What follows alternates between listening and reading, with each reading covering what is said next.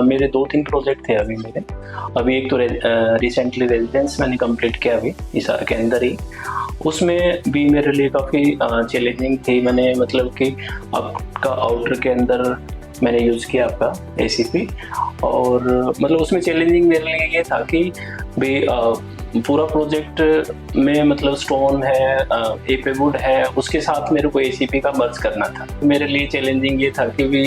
इतना highly material के साथ में मेरे को ACP कैसे उसके साथ मर्ज करना। तो उसमें मैंने बाउंड्री वॉल है, आउटर का सरफेस था, बैक एंड के थी, तो उस एरिया में मैंने सैंड सीरीज यूज की थी, सैंड सीरीज थी और वाबिसा भी यूज किया था। एक प्रोजेक्ट मेरे लिए था चैलेंजिंग वाला कि अभी गणपति डेयरी है रिसेंटली बेल के अंदर, तो उसमें मतलब कि फसाड के ऊपर मेरे को यूज करना था, बैक एंड के ऊपर कोई भी बिल्डिंग नहीं थी जैसे, तो उसमें मेरे को उसका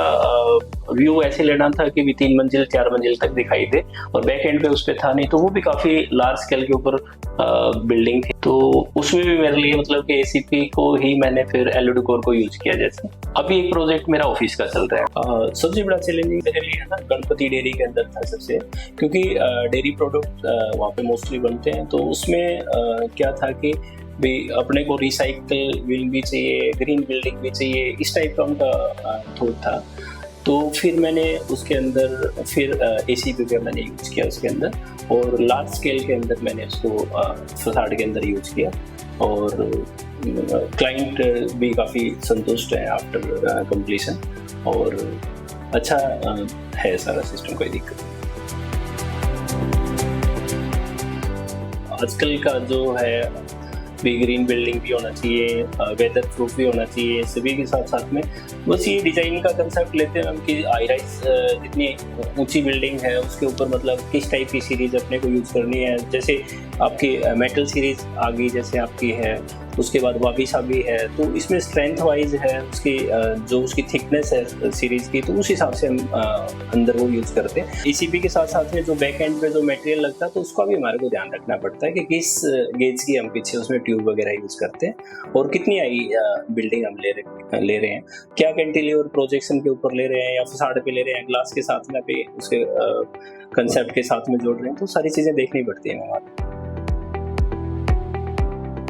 बिल्कुल चेंज हुआ है। जैसे पहले अपना मड से बनाते थे, स्टोन से करते थे कंस्ट्रक्शन वगैरह, अब क्या होगा कि अवेयरनेस बहुत आ गई है लोगों के अंदर कि लाइक जैसे मतलब कि हर किसी को नॉलेज हो गई कि बिल्डिंग के अंदर की क्या चीज़ें कैसे कैसे। बट अब क्या है कि जैसे ACP वगैरह के साथ में चीज़ों के लिए, जैसे लाइक हमारे को वुडन दिखाना तो हमारे लिए वुडन सीरीज है, स्टोन सीरीज में लेके जाना तो हमारे लिए स्टोन सीरीज है। तो मतलब कि साथ साथ में मटेरियल के सिलेक्शंस बहुत हैं मार्केट के अंदर, तो इस करके हमारे लिए बहुत ज़्यादा ऐसी चैलेंजिंग की बात है नहीं हमारे लिए। तो इसलिए मतलब जिस में भी अपने जिस उसमें जाना चाहें तो आप मतलब इजी जा सकते हैं।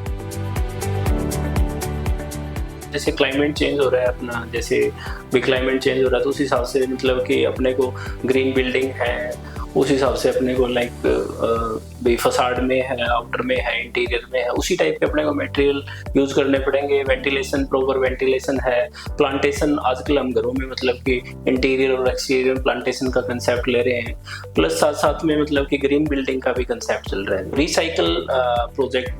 प्रोडक्ट का भी हम मतलब इस टाइप में चीज़ें चल रही हैं। और फ्यूचर तो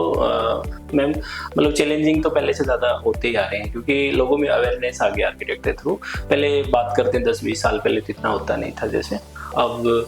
मतलब कि ये चैलेंजिंग तो है ही।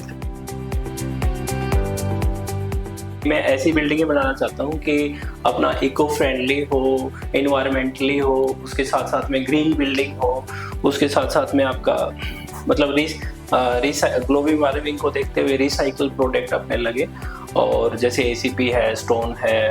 और आपका लाइक ACP टीक वुड है, तो इस टाइप में मेरा ये है कि भी आने वाली पीढ़ियाँ 20 साल 30 साल 50 साल तक भी अपने मतलब देखें बिल्डिंग, तो ऐसे इको फ्रेंडली और इन्वायरमेंटली बिल्डिंग हो।